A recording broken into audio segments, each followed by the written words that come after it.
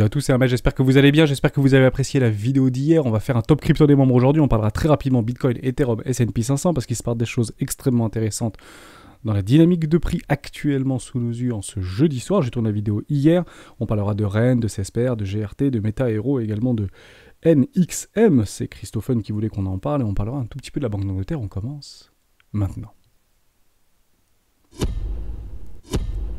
Avant de commencer, je vous invite toujours à rejoindre le Discord des rois du marché. On est plus de 11 000 sur le Discord. Vous y trouverez à l'intérieur une documentation, des analyses graphiques, chartistes, fondamentales, et évidemment également une stratégie qui s'appelle la stratégie des 4 rois. N'hésitez pas à l'utiliser, vous en imprégner, vous en inspirer pour vous aussi trouver votre propre style d'investissement, que ce soit sur le court, moyen, long terme. Je vous ai corrélé deux chartes. La charte ici, sur votre gauche, c'est le BTC USD, et juste à côté, le S&P 500.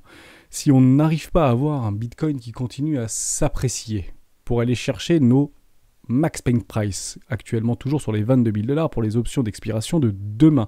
Donc aujourd'hui, puisque je tourne la vidéo hier, c'est réellement le S&P 500 et Wall Street en fait qui tirent comme un boulet, si vous voulez, les cryptoactifs, mais plutôt vers le bas. C'est extrêmement difficile de faire cavalier seul. Malheureusement, il y a énormément de mouvements de capitaux. Généralement, comme c'est extrêmement corrélé, vous savez, vous vendez d'un côté pour acheter de l'autre et vous en fait arbitrez en permanence à la fois la volatilité et le price, tout simplement, bah c'est très très difficile de faire cavalier seul. Il peut y avoir des décorrélations comme on est en train d'observer ici, là ça pump, et ici bah, ça décroche malheureusement, et c'est relativement bien corrélé entre Bitcoin et le S&P 500. Qu'est-ce qu'on pourrait éventuellement attendre si les market makers actuellement sont en action? C'est une certitude absolue. Ceci n'est que le jeu des market makers, c'est clairement pas les opérateurs de marché qui sont en train de se mettre en jambe, en tout cas les acheteurs et les vendeurs, ou entre guillemets les retail. Ce marché n'est plus un marché de retail sur ces niveaux de prix, on est vraiment dans une énorme machine à laver et on a des fortes volatilités de plus ou moins 15% et parfois dans l'espace d'une journée. Donc c'est extrêmement difficile à trader, vous pouvez l'accorder.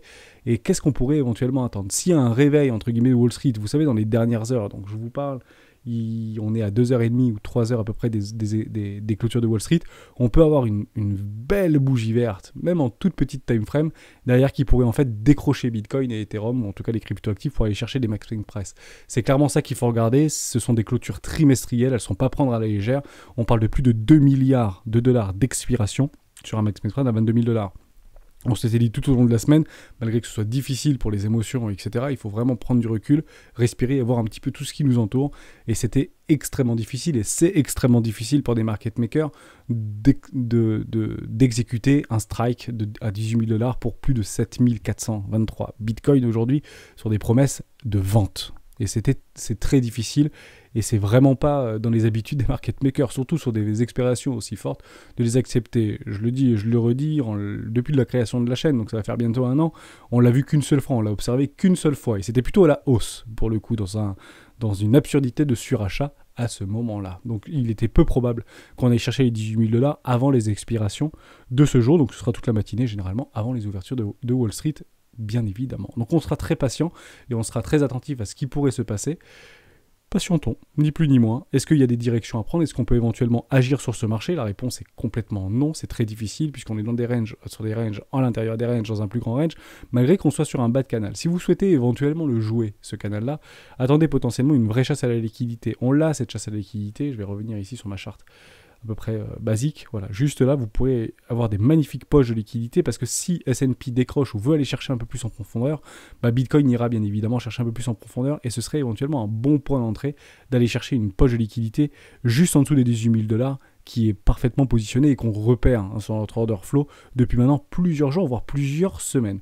Donc ici, ce serait éventuellement un bon point d'entrée pour pouvoir continuer notre dollar cost average. Et c'est probablement là que moi, j'agirais également sur Bitcoin, puisque j'en avais déjà acheté à 23 600 $. Vous voyez qu'on n'y est pas si éloigné, on n'est pas venu dans les bas-fonds du désespoir, mais on n'est pas complètement à l'abri, qu'on vienne complètement décrocher, notamment par rapport à ce qui se passe aujourd'hui sur les marchés obligataires, et on peut en parler très rapidement avant de passer au top crypto. La Banque d'Angleterre qui est dans la tourmente. Vous allez le regarder en fait de façon extrêmement simple, et je vous explique la mécanique, si vous voulez, de ces bons. On va mettre UK 10 years, c'est Gilt, me semble-t-il, c'est ici. Oh, voilà, le Gilt. Exactement, Gilt, c'est doré, évidemment. Donc ça, ce sont les obligations d'État. En réalité, on va passer en weekly, on les verra beaucoup mieux au niveau de la Banque d'Angleterre. Bon, ah non, c'est pas ceux-là, pardon. C'est pas le son que je voulais. Hop, c'est le Gilt UK years. Voilà, c'est celui-là. Exactement. Bon, là, c'est clairement un crack obligataire. On est en train d'observer, donc c'est en réalité une réciprocité que vous pouvez trader parce que c'est sur le marché secondaire. Et ici, on a vu une très forte capitulation au niveau des obligations. Le problème qui se passe quand on voit ce genre de choses, c'est que généralement, c'est considéré comme du risk-off. D'accord ? Ce sont des valeurs, ou en tout cas des bons, des obligations, qui sont censées ne pas être risquées. Et lorsque vous voyez des fortes volatilités, notamment au niveau des baux du trésor, alors est-ce que c'est dû à l'annonce de Cruz par rapport à son, comment ça s'appelle, ses exonérations d'impôts, ses allègements d'impôts pour 50 milliards. D'ailleurs, le FMI demande expressément de revoir la politique budgétaire anglaise, et c'est le FMI qui le demande, et c'est quand même très rare quand le FMI fait de l'ingérence. Derrière, il y a des réductions d'impôts. Beaucoup le considèrent, notamment en France et dans le reste de l'Europe et potentiellement dans le reste du monde, comme une folie, ni plus ni moins. Les obligations à 10 ans sont passées à 4,5%. C'est quasiment au-dessus des obligations italiennes, alors que ça fait plusieurs semaines, voire plusieurs mois qu'on parle des difficultés italiennes.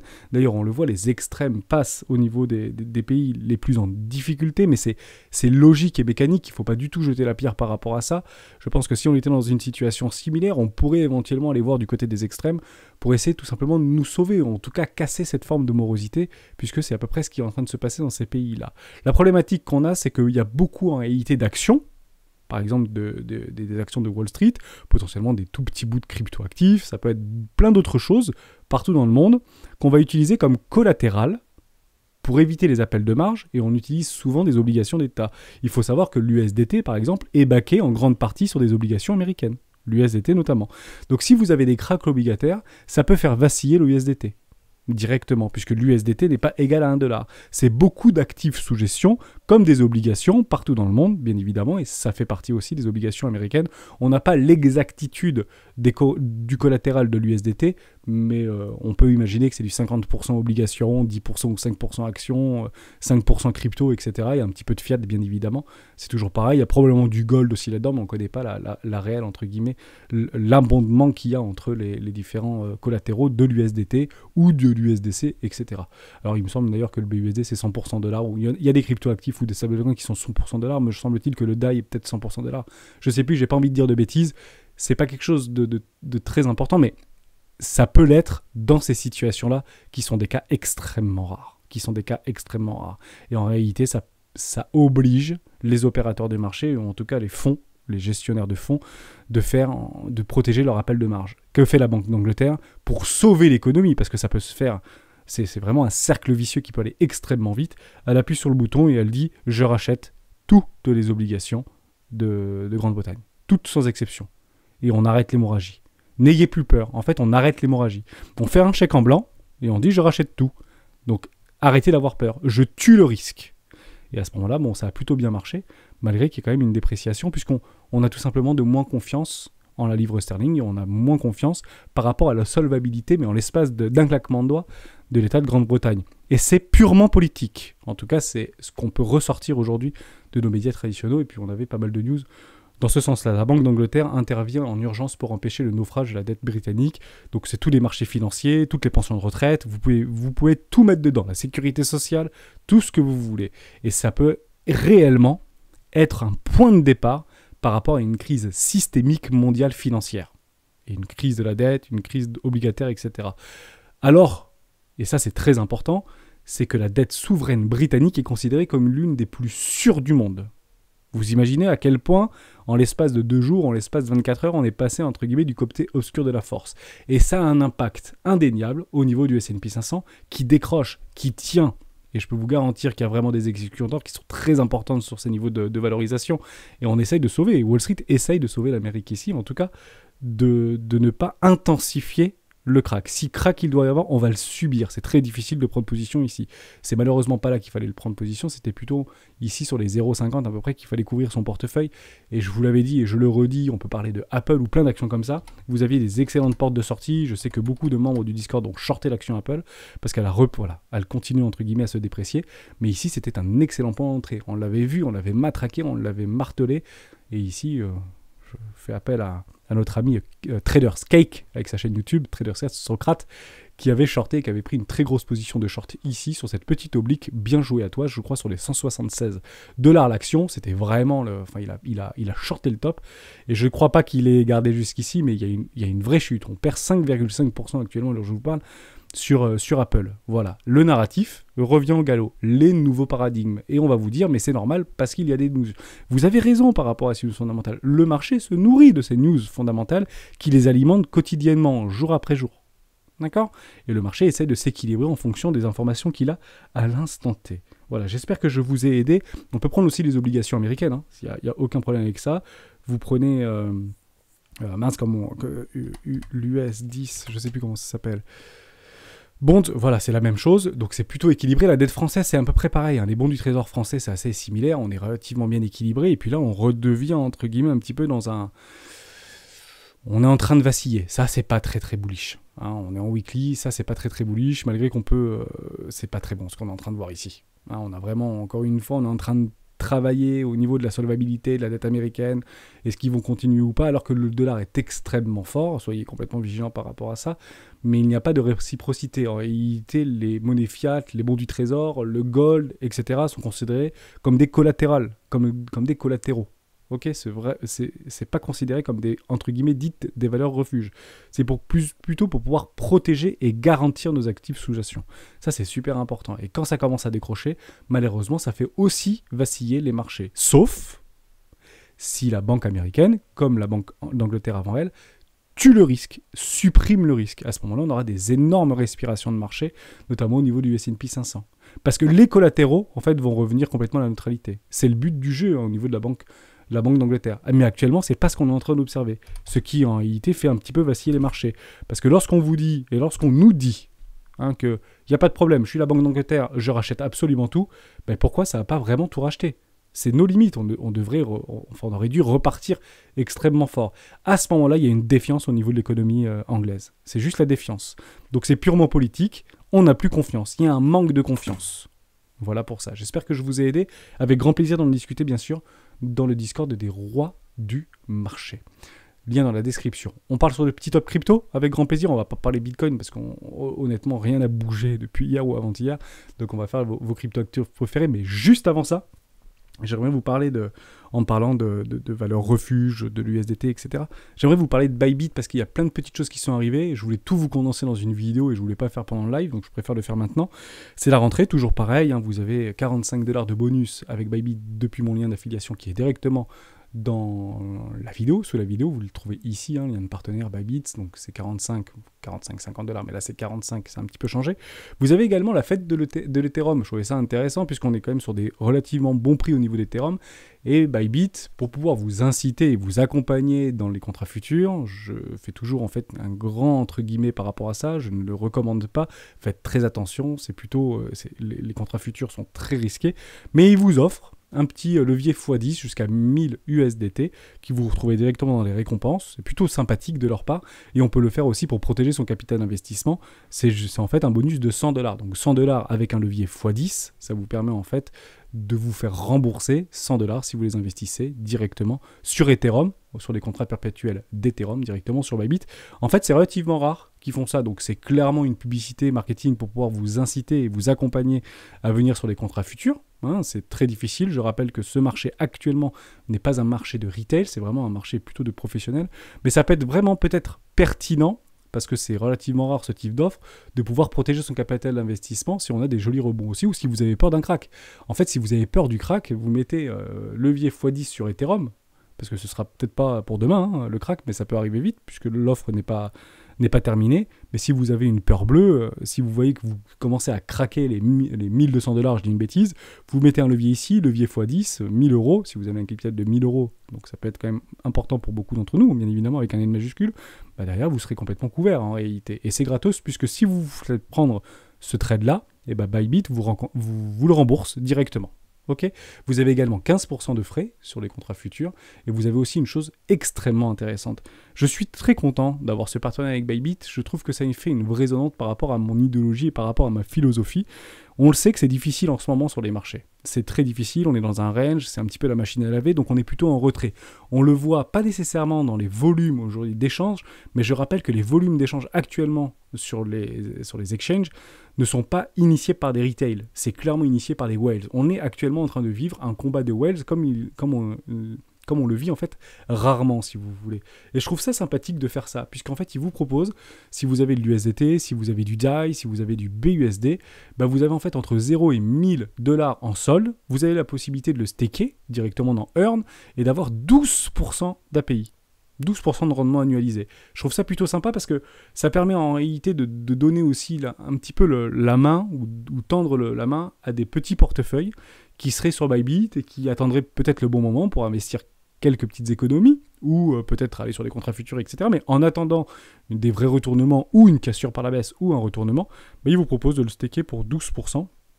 Pareil pour le BUSD, jusqu'à 2000 $, c'est 10%, et le DAI, 1000 $, 3%. C'est pas rien, c'est pas 0,5%, c'est pas 1%, c'est pas 3%, c'est pas 5%. C'est quand même beaucoup plus sympa, et je sais pas si c'est fait exprès, mais je trouve ça très intéressant de pouvoir, en fait, pour des petits portefeuilles, sur ce type d'échangeurs, que j'apprécie beaucoup, qui permettent, en fait, de mettre en staking pour dire, ok, moi, je bouge pas actuellement, mais j'ai la possibilité de mettre 1000 balles. C'est quand même beaucoup plus sympa qu'un livret A à 2% ou 1,25% de l'avoir à 12% annualisé. Donc voilà pour ça. Donc je récompense et je félicite cette initiative qui tend la main en réalité aux petits portefeuilles et non pas nécessairement aux gros portefeuilles. Parce que dès que vous passez en catégorie 3, et c'est assez facile pour beaucoup d'entre nous de passer en catégorie 3, on passe à 0,5% du USDT. Donc croyez-moi que je préfère les avoir sur un fonds euro plutôt que chez Bybit sur ces montants de valorisation. Bien sûr, on ne met jamais tous nos œufs dans le même panier, mais j'ai trouvé cette approche très intéressante. Ça, c'était ultra important. Je continue par rapport à ce petit top crypto. On va aller relativement vite. On commence avec MetaHero, la demande de Farzoa. Est-ce que oui ou non, Farzao, pardon, est-ce que oui ou non c'est mort MetaHero? On va en parler tout de suite, bien évidemment, dans cette vidéo. On y va tout de suite. KuCoin. Ok. Bon. Est-ce que c'est mort? Alors, c'est pas loin d'être mort, pour le coup, puisqu'il n'y a aucune structure, on continue à perdre et à se dévaluer au niveau de notre ami MetaHero. C'est peut-être super intéressant, c'est peut-être le métaverse, le web 3.0 de l'avenir, etc. C'est arrivé, en fait, très tôt. Vous êtes arrivé, en fait, juste à la dernière poussée haussière, entre guillemets, du bull market. Donc, c'est facile. N'importe quel token, en réalité, avec un petit truc un peu marketing, un peu sympa, pousse très très fort en bull market. Généralement, on prend la hype, tous les petits capitaux vont dessus de façon extrêmement massive. On met très très vite notre carte bancaire. C'est pour ça que souvent que pendant des périodes de bull market, vous avez 0 frais sur la carte bancaire, c'est immédiat, c'est tout de suite, ou virement, c'est pas 0% de frais parce qu'on veut vite alimenter entre guillemets les hausses. Et ça permet en fait de créer beaucoup d'exécutions d'ordre qui rémunèrent aussi grassement les échangeurs. Et derrière, quand on est en bear market, malheureusement, c'est typiquement le type de token, malheureusement, qui n'ont peut-être pas suffisamment délivré. Donc je parle sans connaissance de cause, donc je n'ai aucun préjugé ou jugement de valeur par rapport à cette crypto-actif, mais malheureusement, tu ne peux plus investir là-dedans. Si tu devais investir là-dedans, c'était éventuellement ici sur un magnifique W Weekly. La question est de savoir, est-ce que tu as eu ton 110% ou pas? La réponse est non, malheureusement, et puis derrière, tu attends d'autres structures. Tu en avais une ici, mais qui était un tout petit peu trop proche, en réalité. Donc, c'était pas vraiment la peine de réinvestir un investissement de là-dessus. Ouais, voilà, moins 10%, on oublie. On va chercher plutôt des moins 50 sur un investissement 2, potentiellement. Donc, tu as dû mettre peut-être un investissement 1, peut-être un investissement 2, et peut-être que tu as fait du dollar cost average parce que tu crois vraiment en ces cryptos. Je ne dis pas qu'elle est morte, je ne dis pas qu'elle rebondira jamais. Je dis juste qu'elle est très très mal partie, en réalité, pour pouvoir nous proposer des vraies respirations de marché. En somme, j'explique. C'est toujours la même chose. Pourquoi je parle beaucoup de DCA, mais la stratégie des 4 rois n'en est qu'une inspiration, n'en est qu'un dérivé, si vous voulez. Puisqu'on ne peut pas se permettre d'investir et de holder nos perdants dans la mort et jusqu'à la fin. Puisqu'en réalité, on investit du capital dans la perte, dans la perte, dans la perte, dans la perte, dans la perte, dans la perte, et tous les mois. Et ça ne reviendra jamais. Potentiellement que ça ne reviendra jamais. On peut holder et faire du DCA dans la montée, comme un espèce de swing trading, ce qui est plutôt rentable, malheureusement, de lisser nos prix vers le haut, et c'est pas non plus ce qu'on recommande, et c'est pas ce qu'on fait dans la stratégie des 4 rois. On va chercher des vraies structures et de retournements de dynamique haussière. Exemple, ici. Ici, si vous avez des structures avec un vrai rebond haussier, Bitcoin qui clôture au-dessus des 25 000 $, Ethereum qui clôture au-dessus des 2500 $, ok pour un investissement 2 ici. On essaie de choper très fort notre capital d'investissement, le fameux 110%. Parce que le problème que nous avons ici, c'est que si vous avez lissé votre prix par le bas en mode dollar cost average, vous allez vous retrouver, allez, peut-être ici, je vais dire une bêtise, vous avez, entre guillemets, DCA tout au long du truc, d'accord, jusqu'à là. si vous prenez les bas-fonds du désespoir juste ici et que vous allez le pousser, regardez en fait le montant que vous devez faire. Vous devez faire un 1000%, un x10, avant de revenir à break-even. Ne faites pas ça. Ça, c'est pas une bonne stratégie. C'est une bonne stratégie sur Bitcoin. Pourquoi ? Parce que c'est haussier. C'est foncièrement haussier, Bitcoin. Et ce, depuis la nuit des temps. D'accord ? Mais si à un moment donné, vous voyez ce type de choses, et bien là, on se dit on a perdu. Et on arrête en réalité. Ce truc est mort. Il faudra arrêter, on oublie Bitcoin et potentiellement qu'on oubliera un gros paquet de crypto-monnaies. Mais c'est pas ce qu'on est en train de voir. Sur Meta Hero, c'est ce qu'on est en train de voir. Donc malheureusement, on coupe. Donc soit vous les avez encore et à ce moment-là, conservez-les. Parce que si vous avez mis, je dis une bêtise, hein, vous avez 1000 euros là-dessus, ici vous devez peut-être avoir, je sais pas, 60 euros ou 70 euros. Et bien c'est terminé, on l'oublie. On l'oublie. Il faudra aussi regarder au niveau de l'introduction en bourse, parce que je pense qu'au niveau de l'ICO, je ne sais pas combien ça a été introduit, mais peut-être que ça a été introduit à 0,01 centime. Donc ça a perdu 80% ou 60% depuis son introduction. C'est juste pas possible. Ok ? Donc éventuellement, on nolle peut-être que ce truc sera l'avenir demain, mais on ne peut malheureusement plus y toucher. Depuis en fait longtemps. Depuis longtemps, on ne peut plus y toucher. Depuis ici, en fait, depuis qu'on a cassé ces précédents lots, on ne pouvait malheureusement plus y toucher. Par contre, je ne dis pas le contraire. Si vous voyez des choses comme ça, qui commencent à se mettre en place, là, à ce moment-là, on peut éventuellement prendre des rois de pique, aller chercher un pullback, pour lisser très fortement notre prix. Et si ici, tu avais mis 250 euros, et là, tu remets 250 euros, ok, c'est peut-être une bonne possibilité pour pousser très très fort, pour revenir sur une forme de neutralité aux alentours des 14 centimes, si ce truc a de l'avenir. Mais actuellement, peut-être que ça n'a pas vraiment d'avenir, on peut aller regarder. D'ailleurs, sur Meta Hero, juste là, Meta Hero. Je ne suis pas là pour te décourager. Voilà, enfin, c'est tout petit. Hein. Voilà, 27 millions, mais peut-être qu'avant c'était 500 millions hein, de valorisation, je ne dis pas le contraire. Il y a quand même du volume, pour le coup, 2 millions de volume, c'est pas quand même pas mal. Et derrière, voilà, malheureusement, on est rentré dans la mort. Hein, on est vraiment là. Oui, je crois que ça a été probablement listé à 0,05.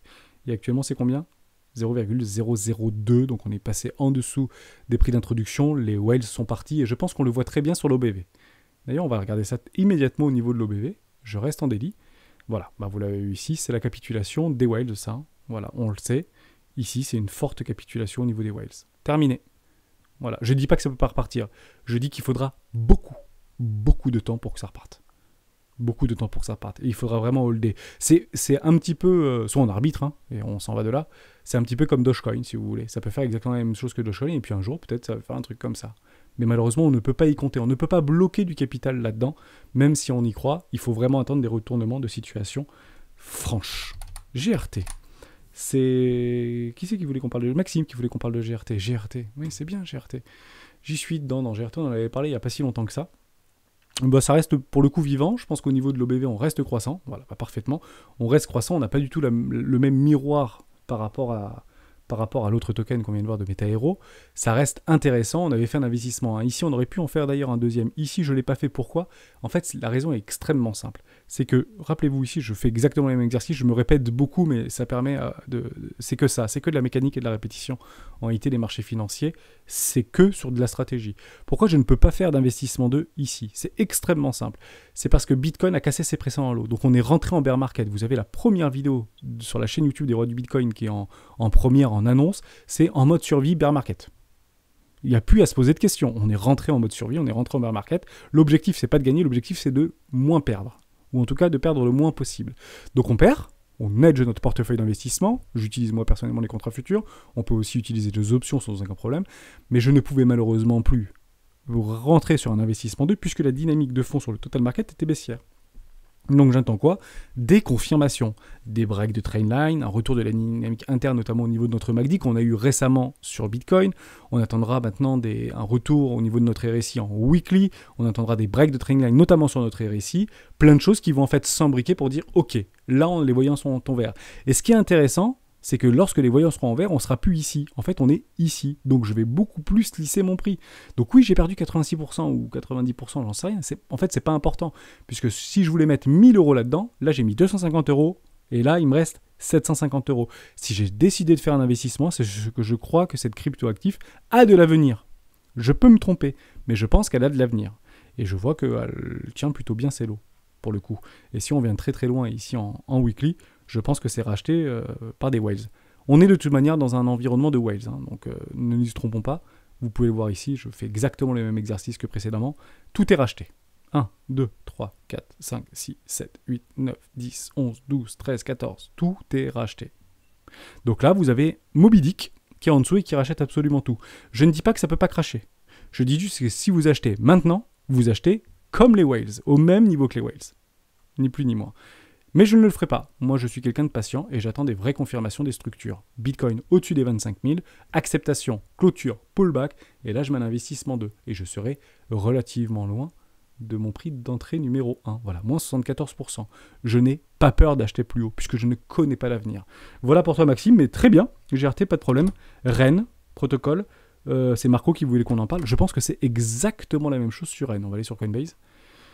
Voilà, c'est copier-coller de ce qu'on vient de voir juste avant. Vous avez exactement le même truc. Je suis également dans Rennes Protocol. Vous avez un OBV complètement croissant. Vous avez un aplatissement des volumes. Vous êtes dans la absurdité de survente. Si vous n'achetez pas ici, vous n'achèterez jamais, surtout en tant qu'investisseur.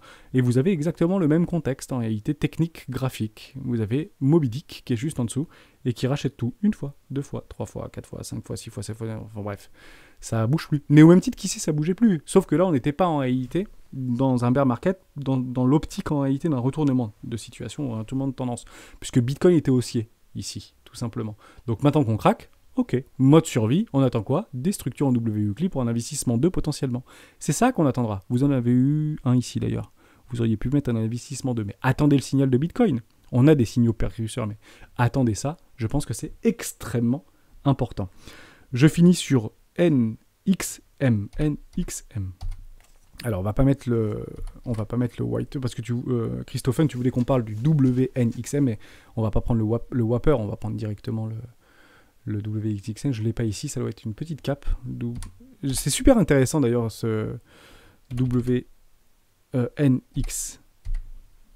pardon. C'est très bien cette crypto, c'est backé sur le protocole Ethereum. C'est en fait une solution d'assurance pour les smart contracts. Je pense que vraiment ça a de l'avenir, ce truc-là. Je te le dis honnêtement. Ça n'a pas dû trop perdre. Je crois que c'est relativement résilient. Oui, c'est relativement résilient, donc c'est un peu perdu par rapport au bull market. Mais derrière, vous avez 14-12-2020, on est vraiment largement au-dessus des lots juste ici. Ça reste, entre guillemets, on casse un peu le prix, on va chercher des extrêmes, je comprends, on est dans un fond de survente et tout ce que vous voulez. Mais ça valait beaucoup plus cher, pour le coup, parce qu'on est passé à 34 $ et ça valait 5 fois plus. On est sur une market cap de 300 millions, donc ça veut dire qu'au plus haut pic, on était sur les 1,2 milliard à peu près.